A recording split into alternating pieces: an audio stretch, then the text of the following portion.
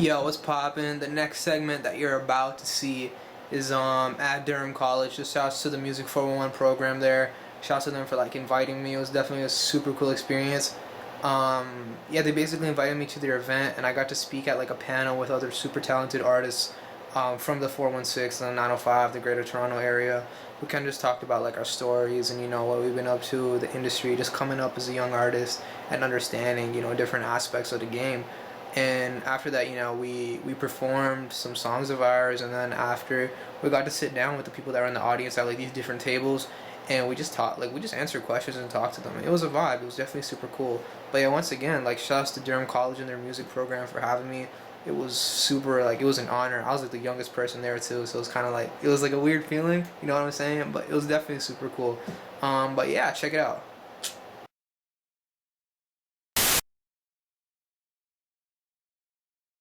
Our next panelist, his name, The Medic. He was born February 23rd, think about that, 2002. He's just 17 years old. He is a hip-hop and R&B artist from Ajax. During the summer of 2015, started writing poetry and lyrics after discovering NWA and being heavily inspired by the group. His most notable influences are For Logic, Russell, G-Eazy, Eminem, Tory Lanez, and many others as well. The Medic and his music represent the underdog in the journey of building a movement and cultivating a fan base from the ground up. His music is very versatile and is based around his experiences, the ups and downs in the life of a rising artist, and there are many of them, as well as the persistence and hunger of wanting to prove it to the world, but most importantly, to himself. Listeners tend to gravitate towards music as the material is raw, relatable, and because of the fact that he opens up in his music. In 2017, speaking of opening up, he opened a concert for fellow Canadian artist Carl Wolf. Within the last year, his music has been streamed on Spotify by fans in 64 different countries. His song, Drown My Feelings, was curated on Spotify and has received recognition worldwide with nearly 500,000 streams and thousands more on YouTube. His song, On the Map, off his latest EP, Breakdowns and Breakthroughs, produced by platinum producer Kyle Metcalf, was recently featured on Flow 93.5, which of course is one of Toronto's biggest radio stations. Ladies and gentlemen, The Medic.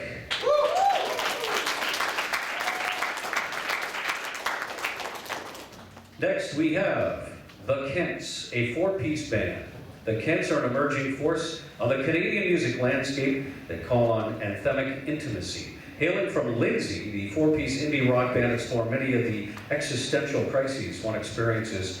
There's a lot of big words in this bio. When they're young and on their sophomore EP, Within Waves. Says lead singer Warren Frank of the new release, it's like those classic coming-of-age breakfast club-type films. Awkwardly dissolving romances, the impact of family, and tests of personal faith are just some of the topics tackled on the Within Waves 5 songs. That makes all of those things make for great music. It's a thoughtful, meaningful music from a band whose songs fit comfortably on a playlist next to the likes of Foles, My Morning Jacket, and Broken Social Scene, and who could share a stage with those acts just as easily. 2016, the Kents independently released their debut Waking EP, which encapsulates lyrical explorations of family, loss, and separation from the comfort of adolescence with a hook-hungry pop filter that controls the chaos. They have been featured on the Apple Music 2016 Rising Stars, Spotify's Best of 2016 Viral Hits, Hockey Night in Canada, MLB's World Series, 2018 Pyeongchang Olympics, Canada's Walk of Fame Emerging Artist, and earned radio support from CBC, including George Stroumboulopoulos and various other regional and national platforms. They've shared the stage for sold-out shows with Sloan, the Sheepdogs, the Trues, the Strumbellas, the Yellowwings, the Fast Romantics, and more. With new music to unveil to the world, the band hits the road with a renewed sense of purpose. Within Waves was released October 13, 2017. They've since surpassed 3.5 million Spotify streams. Ladies and gentlemen, the Kents.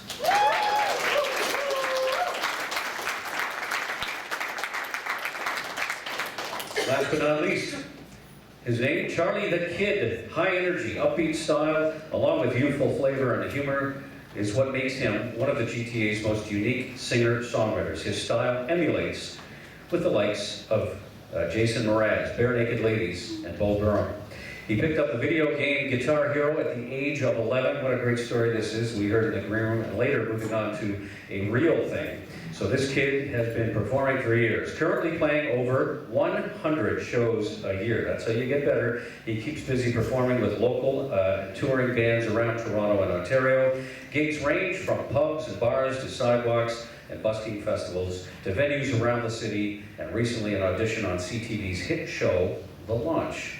Fun stuff. Charlie is continuing to work towards recording new music and performing around Ontario in 2019. Please welcome Charlie the Kid. There you go, folks. So here are our panelists. So how this is going to work is we're just going to have a kind of an open discussion and conversation about the business on various topics. So this should be quite interesting, and I would ask our panelists, I know that some of the topics will relate more to others, so feel free to chime in, but even if you want to chime in on any of these, please do. So, let's get started. So we're going to talk about networking. Network, we all do network. Network in the business world is a lot different, but there are similarities too. So would anybody like to tackle the topic of networking in the music business and why it's so important to be able to do that? Maybe Shantea? Well, we were kind of already talking about social media nowadays and how it's so vital to be working our socials and networking with other artists and growing that fan base, and how it's just a totally different world now, being able to do that. And it's kind of a game. We get kind of sucked into this game of having to grow our socials, grow our networks, and even, you know, record labels, and people are looking at that. They're checking your numbers, checking to see how much you got for engagement. So it's kind of, just the game has really changed over the last few years of having to grow numbers and how just substantial that is to your career nowadays. So maybe you could expand on that for those who aren't familiar. Engagement, meaning your record company, your management, they want to see how many people are following you, are liking, things like that? Yeah, so I mean, if you've got, like, we made a comment earlier, 800,000 followers, but your engagement is really low, like your industry people are going to look at that and go, like, these numbers aren't really matching up. So if your following is starting to grow, they expect to see that engagement, people engaging with your posts, seeing and acknowledging what you're putting out there. That's just as huge as how many people are actually following you as well. So yeah. Do you feel it necessary, maybe anybody could speak to this, to engage with your listeners as far as, or with your fans rather? For me it's listeners, but I think it's important. You can tell when an artist has someone else doing their social media, because actually they'll refer to them in the third person. You know, hey, Jason Aldean is going to be performing, when really it's his account. He should be saying, I'm performing. So maybe anybody could talk about being able to talk with your followers or your fans. I mean, is my microphone? Oh, there we go. As a fan of music, I prefer when the artist is the one that's making those posts, because then I feel more connected to them. And I think that, I don't know, I feel like when you have that third person, it just doesn't feel as real. And just as personal, you just don't feel as connected, I guess, to the artist. And I hope all of you recognize, I've been in radio for 33 years, and what I can tell you is that social media has changed things. In some ways it's made it harder, in other ways it's made it easier. Easier in that any one of you can respond to one of your fans, and you made a fan probably for life, unless you do something absolutely stupid, which happens from time to time, but it really can make a difference and actually raise, it can actually lead to record sales, ticket sales at concerts. People, oh my God, so-and-so follows me. I feel like social media is kind of put it in the hands of the artist now. But I guess the downside of that is that everyone can be an artist or everyone can be a singer. So it's kind of like needle in a haystack type thing. but now you're not waiting around for someone to find you and like cross your fingers and hope that a record label finds you. Now it's kind of in your hands. Okay, how about you? Yeah, I'd like to chime in. But I feel like with social media, as many downsides as it may have in terms of like, oh, there's more competition. There's somebody blowing up like, you know, overnight, like every single day. It's like at the same time, personally, I feel like because of the fact that social media exists, you don't have an excuse to say, oh, it didn't work out because X, Y, and Z, this, X, Y, and Z. It's like everybody has a shot. It's just how you go about doing it, who you know, what you know, etc. And also back to what we were saying about having people manage your socials. I feel like that totally is kind of like detrimental to brand loyalty from fans. And I feel like personally, like I reply to every comment, I reply to every single DM, and I know other artists who are peers of mine with like 3,000, 4,000 followers who feel like they're too good to be replying to other fans, like fans that are reaching out to them saying like, yo, I love your music, yo, I like this, like that, and they won't even bother replying. And I just feel like, you know, in the long run, like, you either think like, oh, I'm too big for this, like currently, but it's like in the long run that builds that brand loyalty, and that's what will have fans and listeners and supporters coming back for more, and that will just grow you as an artist and as a business. Yeah. And we talked in the backstage here about how it can become a make-work project when you have to go on social media. It becomes part of the job. So maybe one of you guys could talk about. Is that something you guys engage in a lot in social media, or how much of your time should be, this maybe just your opinion, should be taken up managing social media? Yeah, we are collectively terrible at networking. Just it's not a strength, but we recognize the importance and try to place a value on it still. Typically, we'll have it set where one of us is running the account. We all have a login, etc. We can all monitor, but to keep a consistent voice, one of us is pushing the content. I'll write a copy and send it to these guys. We're gonna put this Instagram post out at this time. What do you guys think? They might chime in, etc. But the main thing for us has been to not really seem like a brand. Like, we want to try and walk the line of, yes, we're promoting what we're doing, but we want it to be genuine. And it's so difficult to find the correct ways, the correct phrases to show people that we are a band, we want you to come to the shows, we want this to be our job. But ultimately, we want you to like the music and we want you to like us. So it's trying to find the correct ways to just be honest, you know? And there's great examples, and you see bands like Twin Peaks from Chicago or The Districts from Philadelphia, and their Instagrams are like the opposite. It's hilarious, but it's maybe not quite pushing things as well as they could. So again, it's just trying to find that, you know, healthy line and be ourselves and be genuine, but recognize that it's got to be done. Yeah, it does have to be done, but again, you can't spend too much time doing it. You've got to. We talked about this as well backstage. You have to focus on your music, right? On your career and writing songs and performing songs and honing your craft. And to me, and on my side of the business, I'm on the other side from all of you, and it becomes very cumbersome sometimes. You know, our management says every day you have to be on Facebook. I want you posting things. I want to make it interesting. So it's almost like doing another show online while I'm doing my show, and it really becomes detrimental to my creativity sometimes. Just to put a poll up, hey, what do you think, cats or dogs? You know, what do you love?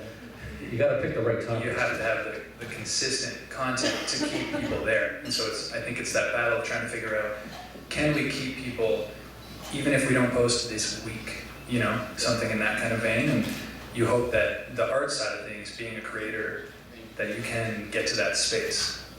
Maybe each of you could chime in about, we are talking about networking, and not necessarily, it doesn't have to be about social media, but how did you, how was it you got started networking with people in the music business, management, record companies, things like that, and made that step?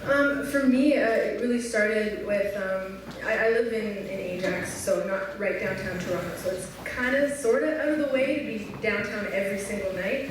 So for me, I entered into a lot of different competitions, and through there, you know, you get to meet other artists, and you know, there's photographers there, videographers there. Sometimes if there's judges, there'll be from a record label or from a radio station. And so I think for me, through competitions, I was able to network and meet people, talk to people.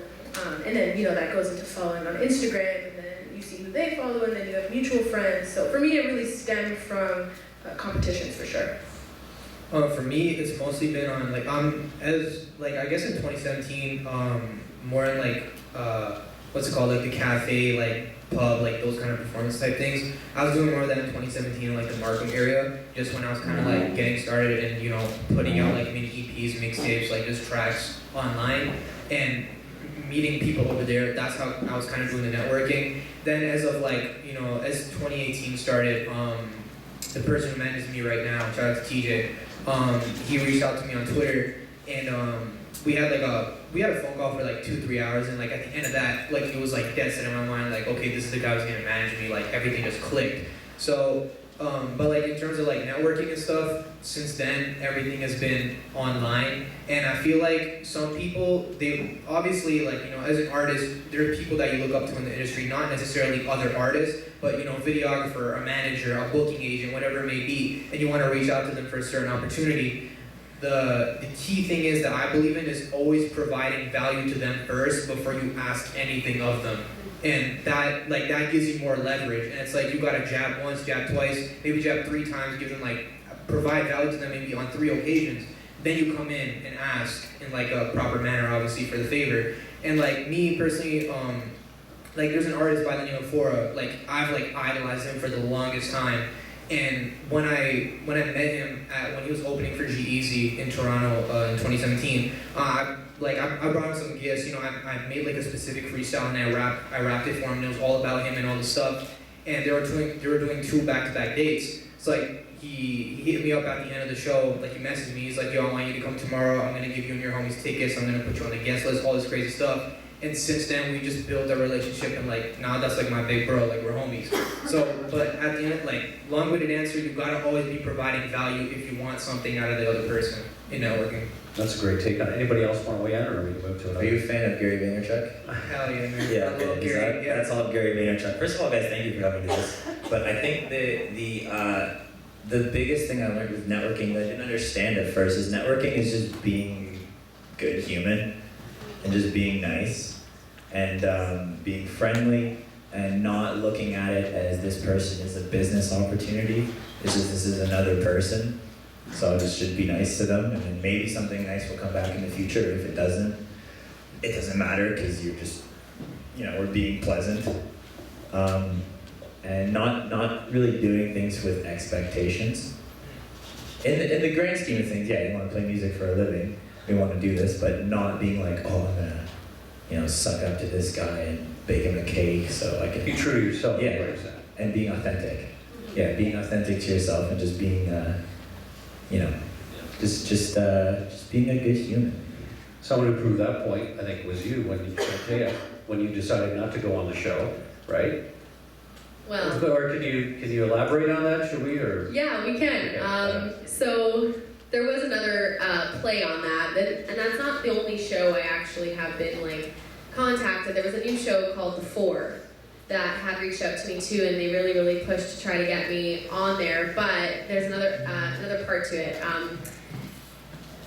I don't have a work visa to be in the States, so a lot of the citizenship comes into play, me being Canadian, all that kind of stuff, right? So would I love to maybe go and have that opportunity? Yeah, but I've talked to a lot of people who have been a part of some of those shows, those big shows, and Charlie, you know, being on the launch and stuff. And sometimes those opportunities can be scary too, because you're kind of jumping into potentially a contract that can be a bit of a whirlwind, and not necessarily in favor of the artist, especially with more major labels. With competitions like They'll own everything. They'll take everything, right? yeah, you know, it's their business, so they're looking out more so for themselves first and foremost, not always the artist's best interest. So some of those competitions can kind of take advantage of that, and you know, you get the following, the fan base, the Instagram followers come with being on shows, which is definitely you know, highlight and a pro. But the con is you end up winning those shows.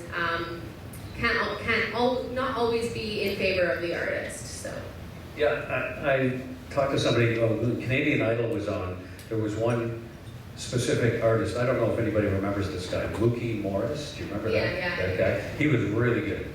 And many said he should have won, but I talked to one of the judges who later told me, he said, no, it's probably the best thing that he didn't win. Exactly. Just to your point there. So. Yeah, actually Daniel Bradbury, I believe she had a conversation with us with somebody about this, how she was happy she didn't, win The Voice either, because she kind of had a little bit more pathway, some more options for herself. It kind of created that platform, and then she got to kind of choose where she wanted to take her music in her own creative way. It's almost better to say, I was on the show. Exactly. Right? Yeah. Then you don't, all that baggage doesn't come with Creates it. that exposure. Exactly.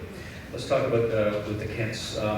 When you get into the studio, let's hear from each of you about the experience of being in the studio. How did you approach being in the studio? The process, what to watch out for when you're going into the studio. Did you have a game plan when you go in? Was it fluid? How did that work?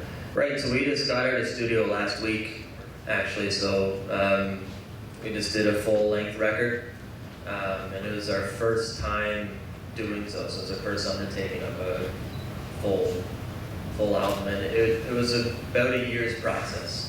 It was about this time last year we were laying down the first demos for first songs, and so it was just a lot of songwriting off the bat, and then you're researching people who you want to work with, because that's a lot of what's going to make or break is the quality of the recording, especially because we're recording live drums and guitar and vocals, and so it's like. And it's not a studio musician thing; it's your band. It's right, which is to me, that's the way it should be. Sometimes it's a process, and I know in Nashville it's it's the session players, but I'd rather have those guys, right? Yeah, and that's a huge part of our songwriting as well. It's very collaborative between the four of us for the song. But it was a lot of prep. Like it was last May, we chose our producer, and then we've worked with him from May through December, and then through to April now, and just working with them all the time on stretching songs and what we do, and it's just very focused. We have songs now. Let's get them the best product we can. And that wasn't the first time you've been in the studio, right? No, I think third time. Third time. So what did you learn from the first time to the third time? Did you take more control of the process? Yeah, absolutely. I think we had a huge maturing process. Our first EP was, we were just kind of done university, all coming from different cities, landed in, and the producer really took control, which was great for us at that point because we had no idea what we were doing. But there's been, just through playing live shows and writing more, there's been a maturing process in our lives and just getting better. And so we've become better songwriters.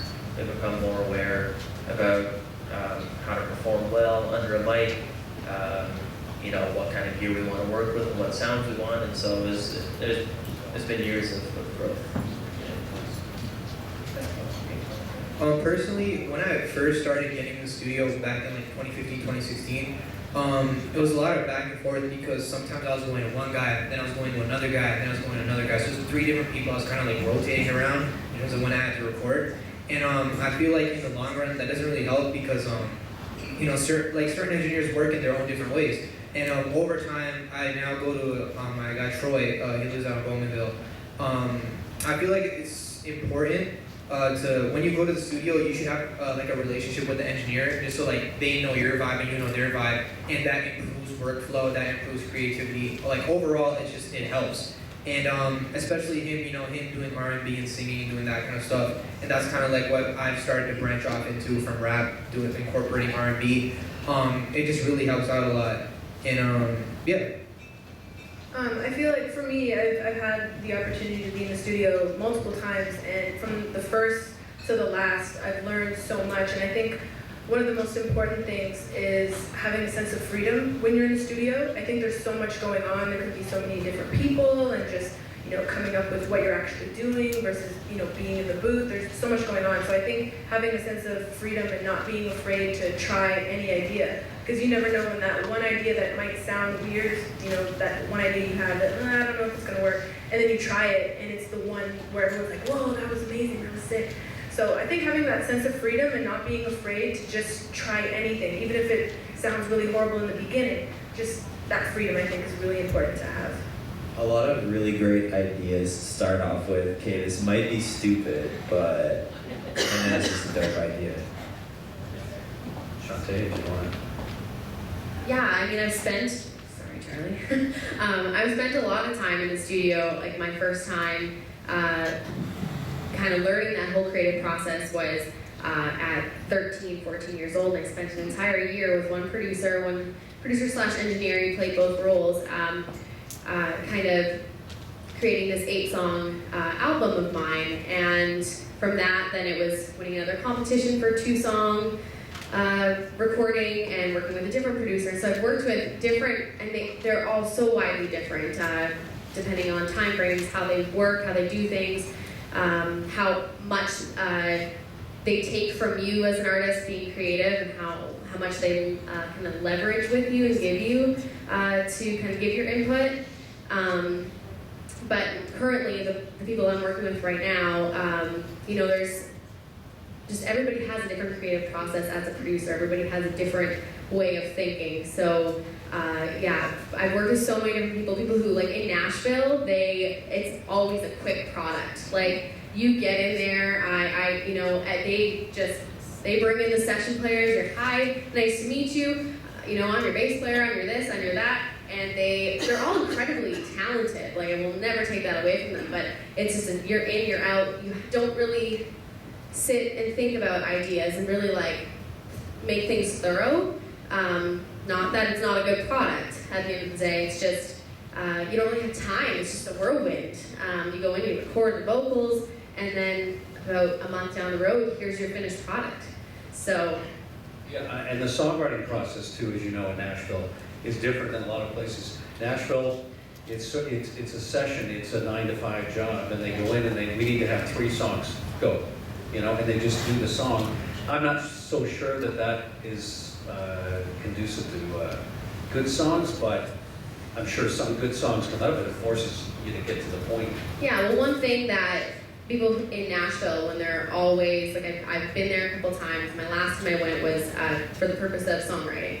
So when I went there, I had no clue, I hadn't done a whole lot of co-writing before, and my first time walking in, somebody said to me, yeah, like in Nashville, like we kind of, steal ideas, haha, right? Like everybody sort of,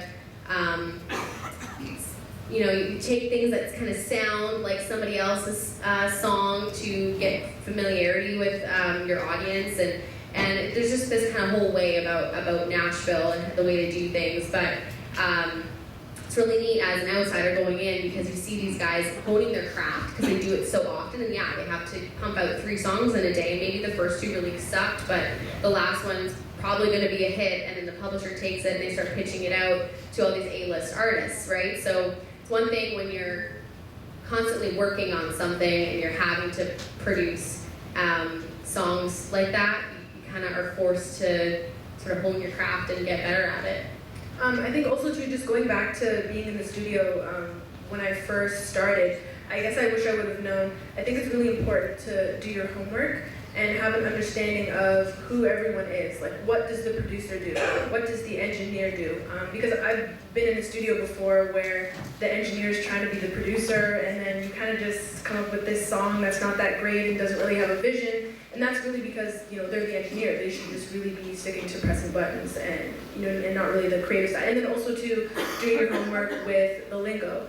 When someone says, let's stack that, what does that mean? What should I do? I'm in the booth, I don't want to come across as feeling stupid, like I don't know what they're talking about. So I think doing your homework ahead of time and just having a really basic understanding of what everyone's role is and what certain lingos are and whatnot, I think is also important. And wrapping up the songwriting part of it, not everybody can write a song. Let's be honest. Some artists, they don't write any songs, and they take whatever's given to them and they make it their own. So that's an important thing to remember as well. If you're not a songwriter, you just can't write a song. But let's move on to the next topic here: competitions.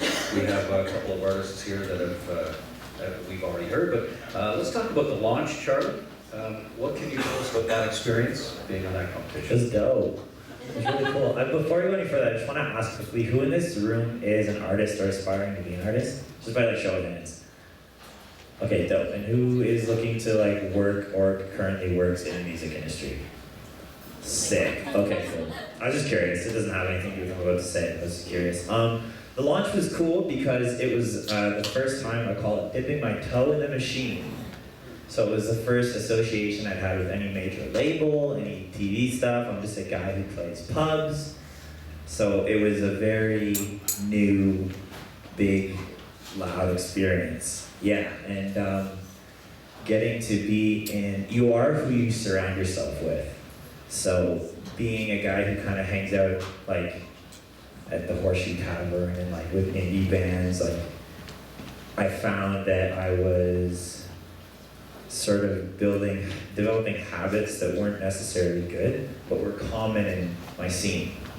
So like taking certain things not seriously or focusing time on other things like drinking, and being on the show and seeing like this is how like stuff gets done, and this is like why we do this, and this happens this way, and I'm like, oh, like this is like the real deal. They're not messing around. So it sort of instilled a awareness and work ethic that I didn't quite have before. I was always someone who was like, yeah, I'm gonna do this. I'm gonna, make a record, or I'm gonna do this, and it never would happen. And being in that environment made me more someone who does stuff. Also shows you how to keep the balance between who you are. We talked about that. Yeah. And being part of the process. Would you call it the machine? It is the machine, and like the machine. I was like very scared going in because like it is a scary contract that I can't talk about. And NDA, yeah. And but they never pushed me to not be myself. Which that's what I was worried about, is I was like, gonna make me sing a Justin Bieber song or something, and they said, do you want to sing a Maroon 5 song? I was like, no. And they said, okay. And that was it, that was the end of the discussion. And I don't know if it's that show specifically, or if it's just like a stereotype of competitions, that they didn't really like push anyone to not be themselves. Because people can smell inauthenticity. Absolutely. And you see it on like America's Got Talent when someone's like faking something or is not comfortable doing what they're doing. You can taste it, you know? Yeah. What about your experience, Honey Jam, Jenna? Similar? I'm very, when it comes to work ethic, sometimes I can be a bit intense. I need to kind of take a step back and be like, okay, let's let things happen. Let's put the work in, but not get too obsessed. So I'm kind of opposite when it comes to that. But work now. but for Honey Jam, so Honey Jam, if anyone hasn't heard of it, it's an all-female artist showcase in Toronto. There's auditions usually around this time of year, and they choose 15 artists, and then throughout the summertime they have different opportunities for you to go. So we went to the Google offices and YouTube offices. We got to go to different panelists, different panels that had managers on them and producers, and kind of learn about the business side of things. And then on top of that, there's 15 other artists there, so you get to kind of network and learn from other people, and we're all from different genres. But yeah, so Honey Jam was really cool, really fun. And then at the end of it all, we get to be a part of a showcase at the Mod Club. And that gives an opportunity to kind of take what we've learned throughout the summer and then perform. And then I also had the opportunity, I got chosen to go to Barbados to perform there because they actually have a Honey Jam in Barbados. So that was really cool. How about the Kents or Medic? Did you ever have an opportunity to be on a show, or would you ever go if you had the opportunity? The only kind of competition thing we've done is Canada's Walk of Fame, and that really wasn't a competition. Like we just submitted. Yeah, we just submitted. Yeah. That's less of our kind of avenue, but it's big. Like it's still quite a respectable avenue. I think a lot of people will be like, oh, why don't you guys try out for this? Why don't you try out for that? So it's definitely something that is wide-reaching, and we know a couple people that were on the launch too. Nick Badcock, Yeah, I went to college with Nick. Okay, yeah, he played the Cassador, and then your buddy. Yeah, we were on the same episode. Okay, yeah, cool. Yeah, Montreal. So yeah, it's definitely like an avenue that we understand. For Networking. How about you? Personally, like, no, I haven't really been in any kind of competition, like scene or TV show type scene. But like my manager, somebody he used to work with back in like 2016 or 17. There's a show called The Rap Game, and kind of like the host of it is Jermaine Dupri. And so they had gone through the submission process, and they had been one of the people who were selected, who were offered to come on the show. And when they got that contract, there was like all this other fine print stuff, like everything you record during that show, we own all those masters, etc., etc. And when it came time, when TJ was talking to me, he's like, would this be something you want to do? I'm like, hell no, like, forget this is not my thing. But yeah, like, if anything, competition-wise, I've probably just done, like, when I was, like, 13, 14, just, like, little talent shows and stuff like that, but yeah. I think on the smaller to medium scale competitions, I think that the main thing to remember is that they don't make or break you. If you don't win the competition or you don't get recognized, it doesn't make or break you. I think it's all about the opportunity, meeting people. I think you definitely have to also to just kind of be wary of those competitions that are more about like ticket sales. On the smaller scale, like the people that make it through, sell 50 tickets to the show versus someone that only sells like 5. So definitely, be wary of that. But I would suggest them, especially on the smaller scale, just to get opportunity and performance opportunities as well. So our next topic, we can go right into it. Basically, it's about women being on the radio, getting airplay. That topic has come up more so in country music for whatever reason. There seems to be a lack Morris of. talks a lot about it. Pardon me? Maren Morris. Maren Morris. I love Maren Absolutely. Morris. I love Maren Morris. I think personally, Badass. and I'm not just saying this, I think the women, specifically, I can only speak to my genre, country music, they're owning it right now. Maren Morris is one of them, and we have our Canadian ladies, Lindsay L, Tennille Towns, they're just killing it. So we had this discussion backstage, maybe we could bring that forward to everybody here about, it's not really on the radio side that we're saying, well, we don't make that choice. We need the songs to be presented to us, and then we can make a choice. There is a certain lack of songs that are being presented to us, and I think it has to do on the record company side. Yeah, like what we were saying, there was a guy in Nashville, some record exec, that had made a statement in an interview saying how women are the tomatoes of the salad, kind of almost like a bit of a diss, like, we're tomatoes, what, and a lot of that comes kind of around full circle to the fact that just record labels don't want to sign females. They just think it's a risk, like, as though they just have this assumption that radio is not going to play us because... Which is not true. It's not true, yeah. And I'm glad we got to talk about that a little bit backstage because radio is what people hear. That's what the audience hears. And so there's people phoning in being like, how come you're not playing, female artists? Or like, there's like 5 male, 6 male artists getting played before 1 female artist gets played. And it's not necessarily that end of the stick. It's like where it kind of just starts the root of it is that record labels, for whatever reason, don't want to sign female artists. They think it's a risk. So. And I think it's cyclical too. We talked about it when I first got into country radio. The top artists were female. Reba. Martina McBride, Reba, then later on Shania Twain. So I think there is a bit of a cyclical, let's do it if that's a word. Mm-hmm. So I think it probably will come around, but I think you should keep doing what you're doing, obviously. And the artists that we have had recently are killing it right now. And maybe, Jenna, you could talk about a different genre of music. Is that an issue? Is it a problem for women getting played on the radio in different genres? I don't know about the radio. I mean, pop music, I feel like I hear a lot of females on the radio.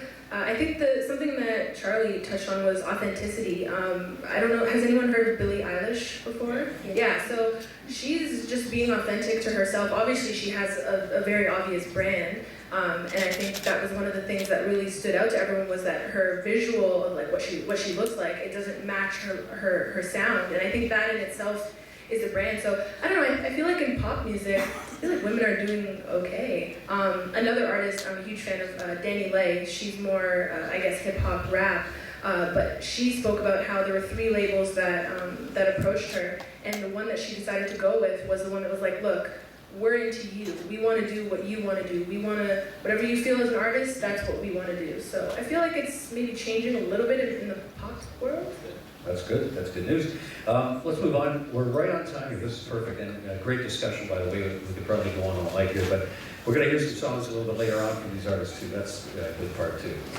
Being an indie artist, all of you have been on sure at some time, and some still are, but working with a team or a label. Let's start with the Kents. Advantages, disadvantages, pros and cons. That's an interesting question for us, because as soon as we got into the studio for this full-length album, we kind of ditched our team from the previous 2 EPs, and it's been kind of a new process for us doing it completely by ourselves. I guess like way in the beginning we did it by ourselves, but it's like the first time we've truly done it kind of indie. But yeah, we've never really been with a label or anything like that, so it's always kind of been like, you know, what's on our minds and what we want to do, right? So it's different. Right now we want to kind of get some label backing so we can tour properly, because for a band, like a rock band like us, it's like bread and butter to tour. That's how you make money, that's how you sell your brand.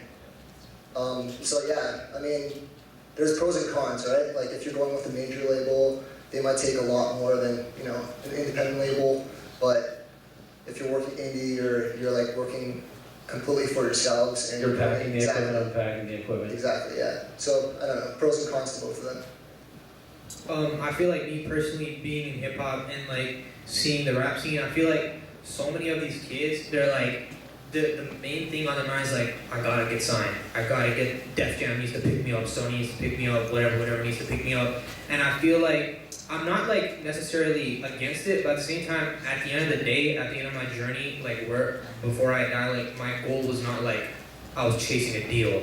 Like I started off indie, like it was just myself, and I was like trying to like build those connects and meet new people. And then slowly over the years, I've just built my team, and it's awesome. Like I'm so blessed. Like, you know, we're all like 16, 17, 18 years old, and like we kind of like grew up together basically, and you know, it just all clicks. Like I have a photographer, videographer, management, producers, people who mix and master my music, like all that kind of stuff.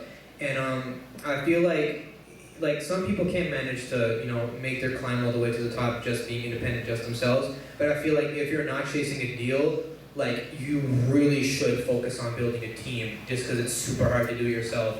And it's just, that way it's just also a lot more fun. And I feel like being in a team, I've learned so many things that I wouldn't have known before. Like once my manager came into the picture when I was like 15, he taught me so many things about, you know, the branding. It goes down to how you're posing, what you're wearing, content rollouts, repurposing content. You know, you dropped a song last week and then you mentioned it once. It's like, nah, we should put out little clips of you doing different things, but use that song in the background, keep it fresh in the audience's mind. Like all these other things in terms of like the business side. And but yeah, long-winded answer is like, I feel like having a team, like some people may not think that's necessary, but like personally, I feel like being a rapper, it's great to have a team. Shantae, you want to talk to that? Yeah, for the longest time, it was just me, like, doing everything for myself and trying to build my own connections. And when you bring a team on board with you, it can also be tough because you have a difference of opinion and you don't always see eye to eye, just like anything, like being in a group, being in a band, you're going to have difference of opinions and creativity, you know, and ideas. But it also is just, it's extending those connections, like you're getting their connections to be your connections, and you've got more people helping you, you know, get certain opportunities. And sometimes just saying you have management and saying you have a booking agency or anything like that starts to kind of put you up a little bit higher on that scale. Open some doors for you. It does, yeah. There's a lot of competitions and applications you gotta send in and ask, do you have a manager? Do you have a booking agent? Or do you have a record label? You know, there's things that the industry sees that as kind of an importance sometimes. So, you know, I think it is important to surround yourself with people who can help you from their experience in the industry to kind of help you along in your career path. Great points. Charlie, can you speak to that? I am actually just exiting the doing everything by yourself stage, because there comes a point when it's like, I feel like I can't. Like I can't execute everything well without a little help from my friends. So I'm like, just actually on the GO train on the way here, talking with the label about, okay, like how are we gonna execute the next few months? What are we gonna do? Blah blah blah. Because like anything by yourself is like, someone made a point of collaboration, and like you learn more. Like even like co-writes, which is just writing with other people, you'll see different elements of songwriting, and like getting with a manager who's like giving you tips and things you didn't think about. It gives you different perspectives on things that maybe you've been doing the same way for years. And also like you guys can all work on things at the same time. Like just social media alone to how it should be executed is a full-time job. Like it's just, I think it's too much to do on your own. If to do it all, I guess like properly, just like having other people, like just a manager alone, and like having a label, whatever it is, it's too much to do by yourself. I feel like also too, the first people that, or the first group of people that you start to work with, it doesn't mean that that's going to be your end team. Sometimes working with certain people, you realize what you don't like. I know once I did a collaboration, my first collaboration songwriting with someone else, and they were extremely like, okay, everything has to rhyme, it needs to be like this, it needs to sound like this, and it for me, that really wasn't working. And I realized, okay, now I know what to look for in someone that I am not really interested in working with. But if I hadn't got together to write with them, I wouldn't have known. So I think just, working with other people, it's not going to be, the first person you meet is going to be your end game where you're with them for forever. Sometimes you'll learn something from them, and then that's it. You move on, and you take that piece of information or that knowledge, and you continue to move on and meet other people. I want to thank all of our panelists. Give them a round of applause, everybody. I think we're going to take a 5 to 10 minute break. We'll give these wonderful people a chance to get ready to come up and do some songs. This is the best part of it, what they get to do. And you could add, we played the Legion in Oshawa to your list of gigs that you've done, so it's a great thing. So anyway, thank you to all of you. And don't forget later on, if you want to pick your brain about something, we are going to have those sessions. So again, thanks to you for coming out here, and stick around, okay folks? Thank you.